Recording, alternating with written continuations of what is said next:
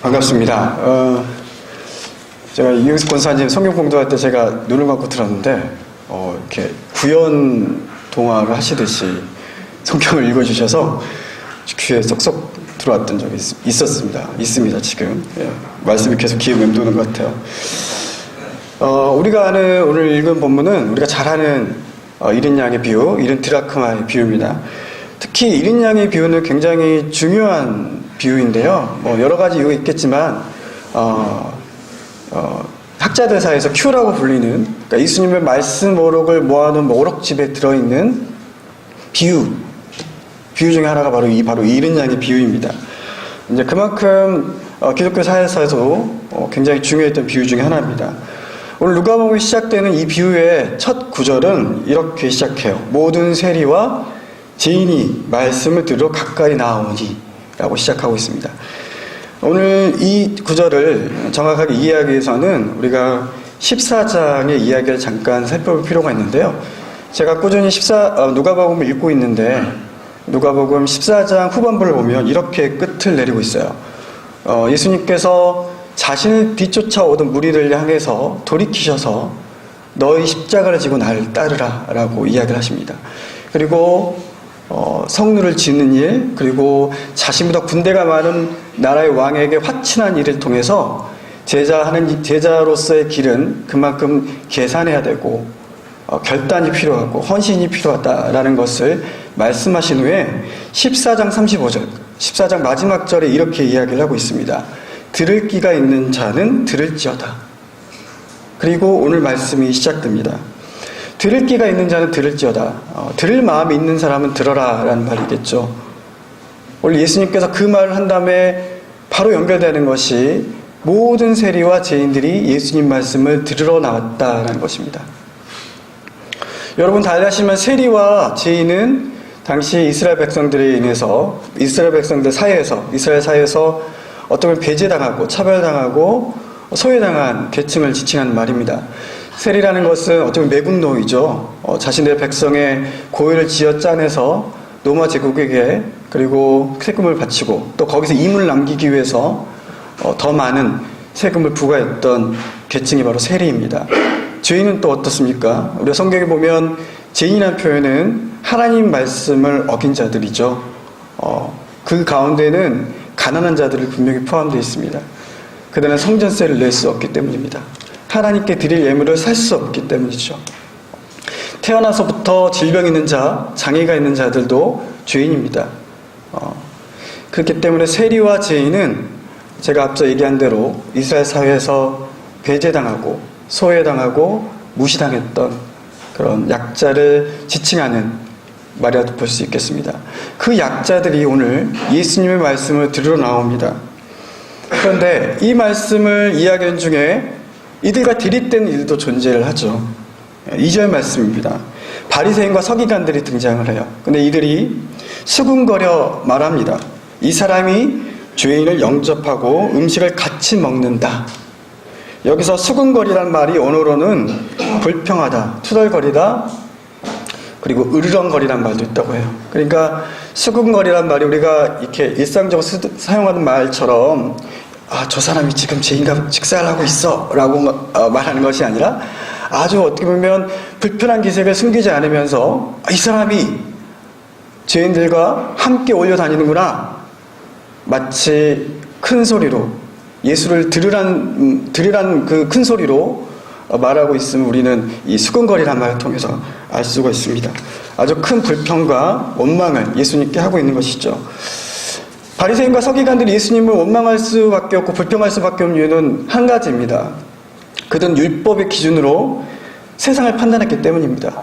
율법의 기준에 따르면 예수님이 하는 행동은 율법에 어긋나는 행동이고 바로 죄인입니다. 세상에 메시아로 왔던 이가 하는 행동이 율법을 어기고 율법을 파괴하는 행동을 하고 있기 때문에 이 바리새인과 서기관들 눈에는 예수님 행동을 도저히 용납할 수 없었겠죠. 그 바리새인과 서기관들의 수군거림을 들은 다음에 예수님께서는 오늘 누가복음 15장에 세 가지 비유로 말씀을 하십니다. 오늘은 두 가지 비유를 살펴보겠는데요. 바로 이른 양의 비유와 잃어버린 드라크마에 대한 비유입니다. 이 두 비유의 내용은 대동소이합니다. 무엇보다 뭔가 잃어버렸다. 그러니까 어떤 완전한 것, 온전한 것 중에서 결핍이 있었다라는 것을 전제하고 있습니다. 어쩌면 공동체적인 해석이 가능할 것 같아요. 숫자 100과 10, 거기서 잃어버린 하나, 그 불완전하고 결핍된 것들이 찾아짐으로써, 잃어버린 것들을 찾음으로써 회복이 되고 그 회복을 통해서 기쁨이 된다 라는 비유입니다. 첫 번째 비유를 보시면 어떤 사람이 양 100마리가 있다고 이야기가 시작됩니다. 이 사람은 어찌하다가 양 한 마리를 잃어버립니다. 이런 상황에서 우리는 어떻게 해야겠습니까? 우리는 어떻게 행동할까요? 한 마리를 찾아 나설지 아니면 나머지 99마리를 돌보는데 더욱더 힘써야 할지 이 판단하기가 쉽지가 않습니다. 비유에 나오는 그 사람은 한 마리를 찾는 길을 선택합니다. 그런데 보통 일이 아니죠.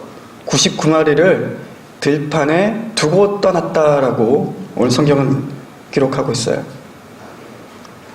다른 사람이 이 상황을 보았다면 굉장히 어리석인 사람일 수 있겠습니다. 자칫 그 한 마리를 찾으려고 하다가 들판에 들판에 놔둔 99마리가 어떻게 될지 모르는 상황이기 때문입니다. 그리고 100마리 중에서 어쩌보면 그 한 마리는 비중이 적습니다. 있어도 그만, 없어도 그만일 수 있는 그 숫자입니다. 그런데 본문에 나와 있는 이 사람은 그런 것을 염두에 두지 않고 있습니다. 잃어버린 그 한 마리를 찾기 위해서 그는 찾을 때까지 자신의 어떤 좋은 존재를 걸고 그 양 한 마리를 찾기까지 구석구석을 찾아 헤맵니다. 그리고 결국은 그 양 한 마리를 찾고 즐거워하면서 양을 메고 돌아왔다고 합니다. 비유는 여기서 끝나지 않습니다. 그 사람이 양을 찾은 그 기쁨으로 인해서 친구들과 이웃들을 불러 잔치를 했습니다. 나와 함께 즐기자. 나의 잃은 양을 찾아내어노라. 여러분, 재밌는 상상력을 제가 한번 덧붙여보면 이럴 수 있을 것 같아요. 만약 이 사람이 그 양 한 마리가 소중해서 찾은 사람이라면 마치 지금처럼 친구들과 이웃들을 불러 잔치를 할 때 보통 그때는 양고기를 내는 게 이스라엘 백성들의 풍습 중에 하나였는데 거기서 또 양 한 마리가 없어지는 거이지 않습니까? 그런데 그렇게 한 마리를 찾기 위해서 잃어버린 그 양 한 마리를 찾기 위해서 정말 열심히 찾았던 그 한 사람이 그 잔치를 위해서 그 양 한 마리를 다시 한번 이렇게 잔치상에 맛있는 음식으로 대접하기 위해서 희생을 한다면 그 잃어버린 것이 그게 그에게 무슨 의미가 있겠습니까? 만약 그 양을 숫자로만 생각했던 사람이라면요. 그래서 이 사람은 양 한 마리가 아까워서 찾았다기보다는 잃어버린 것을 찾는 기쁨을 아는 사람이라고 보는 것이 좋을 것 같습니다. 그래서 예수님은 이 비유에서 결론을 이렇게 내리시죠. 내가 너에게 이르노니 이와 같이 죄인 한 사람이 회개하면 하늘에서는 회개할 것이 없는 의인 99마리로 말미암아 기뻐하는 것보다 더하리라. 이런 드라크마 비유도 이 내용과 비슷합니다. 여기서 이제 위 내용에서는 잃어버린 양의 비유에서는 남자가 주인공이라고 한다면 여기서는 여인인 것 같습니다. 이 여자는 10개의 드라크마를 가지고 있었습니다. 이 드라크마라는 것은 헬라의 화폐인데 로마의 화폐인 데나리온과 비슷한 가치가 있다고 합니다. 그러니까 데나리온은 노동자 하루 품삯입니다. 10 드라크마가 어떻게 보면 큰 돈이면 큰 돈일 수 있겠지만 그렇게 또 큰 돈은 아닐 수 있습니다. 그런데 이 드라크마 10개 가지고 있는 의미가 있다고 해요. 그것은 결혼 전에 결혼할 여성이 결혼의 지참품으로 준비하는 것이 바로 10개의 드라크마로 연결된 목걸이 같은 거라고 해요. 그러니까 이 여인에게 그 10개 중 하나를 잃어버렸다는 것은 10개의 드라크마로 연결된 어떤 자신이 가지고 있는 지참품의 의미가 사라지고 만 것입니다. 그 여인이 동전 10개로 연결되는 그 지참품 자체를 하나의 어떤 완성품으로 여겼기 때문에 그 중에 하나를 잃어버렸다는 것은 전체를 잃어버린 것과 진배 다름없죠. 그때 그 여인은 집안 구석구석을 등잔을 들고 찾아 헤맵니다. 구석구석을 살핍니다. 그리고 역시 그것을 찾은 여인도 친구들과 이웃들을 불러 즐거움을 함께 나누었습니다. 오늘 이 두 비유는 예수님께 말씀을 들으러 나온 세리와 죄인을 비판하는 바리새인과 서기관들 향한 예수님의 비유입니다. 첫 번째가 그렇다는 것이죠. 이들은 자신의 생각으로 자신의 율법의 간섭을 해서 자신의 율법의 완성을 위해서 또 율법의 지킴을 인해서 당시에 그 율법을 통해서 배제당할 수밖에 없던 그 사람들 당연시 여기고 있었습니다. 그 죄인들, 세리들은 율법에서 배제된 사람들, 즉 구원받지 못한 사람들이라는 그들의 생각을 가지고 있었습니다. 그러므로 그들은, 바리새인과 서기관들은 이 세리와 죄인을 사회의 구성원으로서 구원받은 이스라엘 백성으로서 인정할 수가 없었습니다. 하나님은, 우리 예수님은 바리새인과 서기관들에게 그렇지 않다고 이야기하고 있습니다. 너희가 잃어버렸다고 한 사람들, 너희가 지금 배제하고 소외당하고 있다는 그 사람들은 나에게도 역시 똑같은 창조물이고 이스라엘 백성이다라고 예수님께서 말하고 있습니다. 우리가 알다시피 하나님의 나라는 경제적 이익, 또 효율적으로 움직이는 것이 아닌 것 같습니다. 오늘날 사회 가치관으로 움직이는 그런 나라가 아니라는 것입니다. 하나님 나라는 그야말로 하나님의 뜻이 이루어지는 나라입니다. 더 얘기하면 하나님의 자유가 보장되는 나라일 수 있습니다. 우리가 지난번 성경 공부 때 최종호 목사님과 같이 성경 공부하면서 우리가 읽었던 본문이 있었는데 마태복음 20장에 나오는 포도원 노동자의 비유입니다.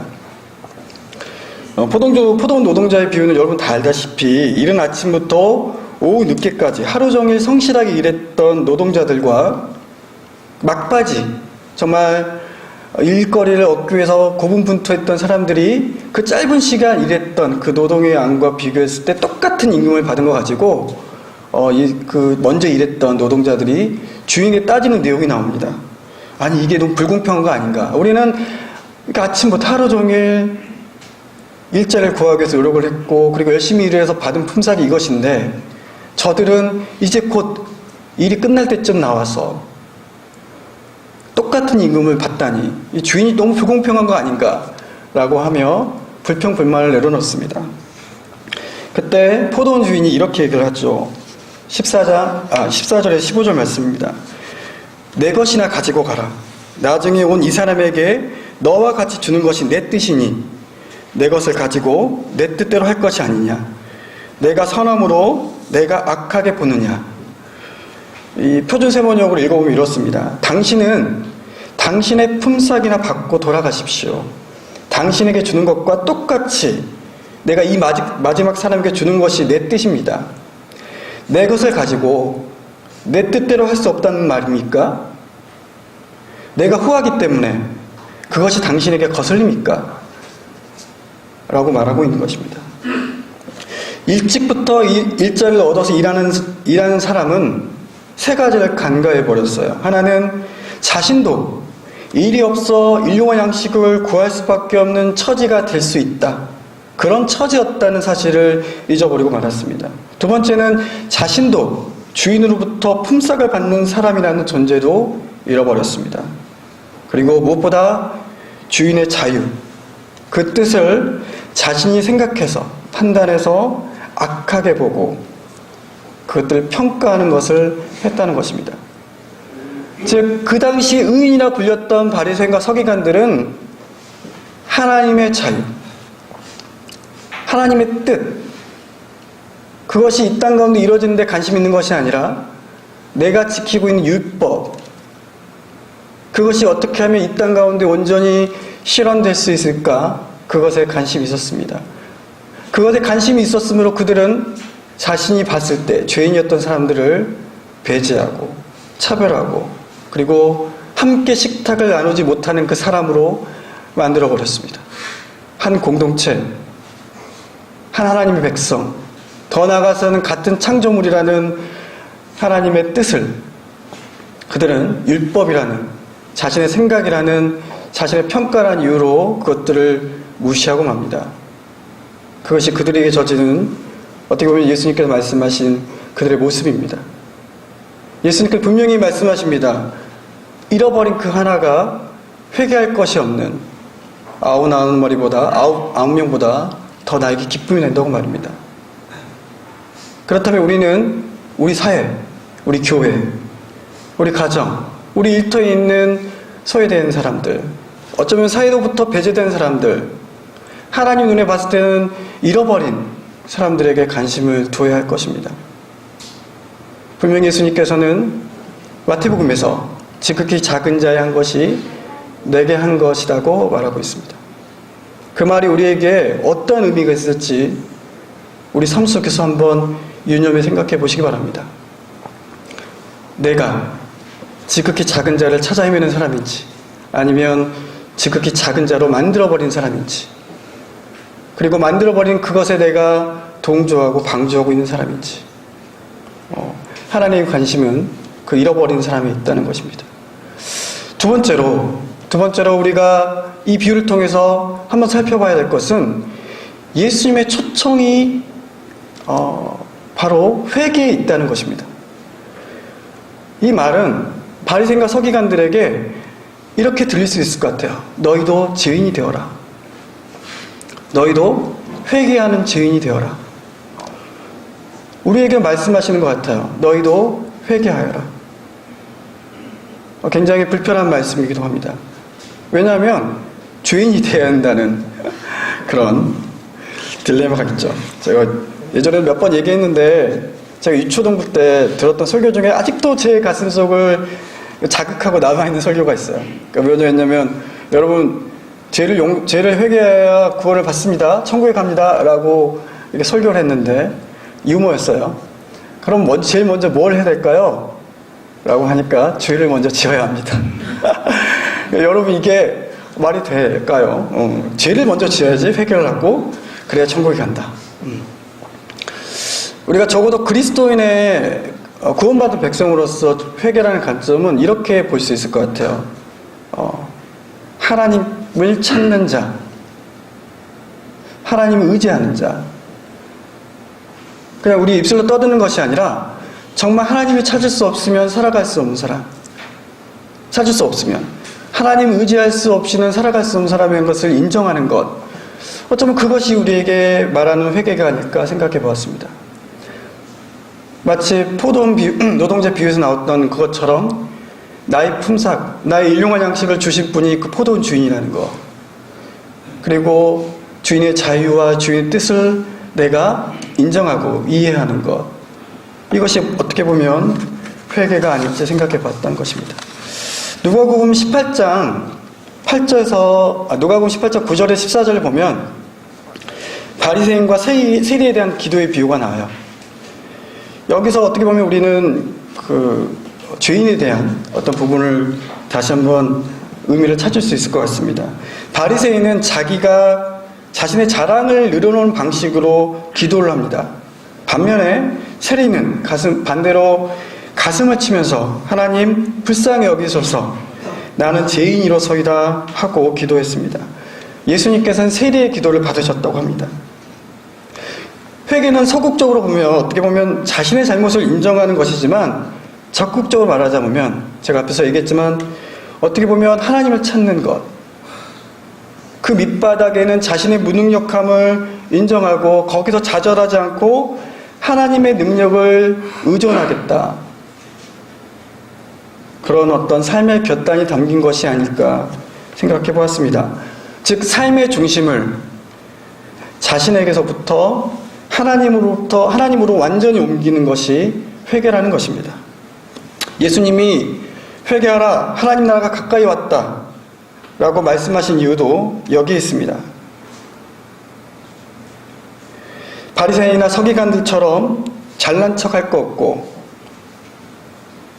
아무것도 없는 이들이 회개, 즉 나의 삶의 존재를 하나님께 드림으로 하나님의 눈으로 세상을 보는 그것으로 우리는 하나님 나라를 살아갈 수 있다는 그것입니다. 예수님께서는 그래서 우리에게 또 요구를 하십니다.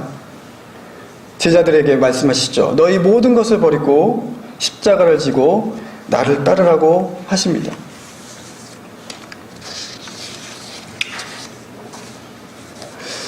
사랑하는 교회 여러분, 우리 그러기 때문에 우리는 회개를 해야 될 것 같아요.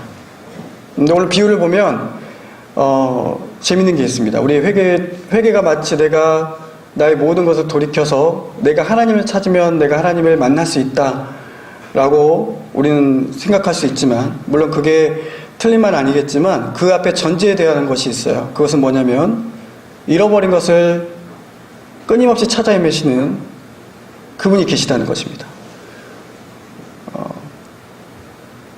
우리가 이제 나중에 잃어버린 아들의 비유에서도 나누겠지만, 집 나간 아들을 기다리시는, 끊임없이 기다리시는, 찾고 계시는 아버지가 있다는 사실입니다. 잃어버린 양을 찾아 헤매는 목자, 잃어버린 드라크마를 찾아 헤맨 그 여인과 같이 하나님께서 먼저 우리를 찾고 계신다는 사실을 우리는 먼저 알아야겠습니다. 그리고 우리를 찾아 헤매시는 그 하나님을 우리로 역시 찾아야겠습니다. 하나님은 우리에게 계시하고 계시지만 동시에 은폐하고 계시기 때문입니다. 시편 62편 1절에 시인이 이렇게 고백을 해요. 내 영혼이 잠잠히 하나님만 바라며 나의 구원이 그에게서 나오는다. 여기서 바란다라는 것은 찾는다라는 것입니다. 시인은 알고 있었습니다. 하나님을 찾는다는 것이 자기의 구원이 하나님으로부터 나온다는 사실입니다. 우리 삶 속에 하나님은 우리를 찾고 계시며 동시에 숨어 계십니다. 하나님 우리 눈에 보이지 않으시기 때문이죠. 근데 여러분 생각해 보십시오. 하나님께서 우리를 찾고 계신다는 그 하나님을 알고 우리가 하나님을 찾을 때 그 기쁨을 한번 여러분 생각해 보십시오. 분명히 있지 않습니까? 내 삶 속에서 나를 못 오게 나를 움직여 가시는 그 하나님의 섭리, 하나님의 뜻을 여러분이 깨닫는 순간이 있다면 여러분 그 기쁨으로 인해서 여러분 잔치도 할 수 있고요. 그 구원의 기쁨으로 인해서 우리는 또 하루를 살아갈 수 있지 않습니까? 오늘 본문은 우리에게 이 두 가지, 즉 공동체로서 잃어버린 자를 찾으라는 메시지와 함께 너희도 그러니 나를 찾으라, 나에게 돌아오라, 나에게 회개해라 라는 하나님의 말씀을 읽을 수 있을 것 같습니다. 저 여러분이 삶의 곳곳에 놓여있는 하나님의 숨겨진 손길을 찾아내며 그것을 통해서 정말 기쁨을 느끼는 삶의 자리가 되었으면 좋겠습니다.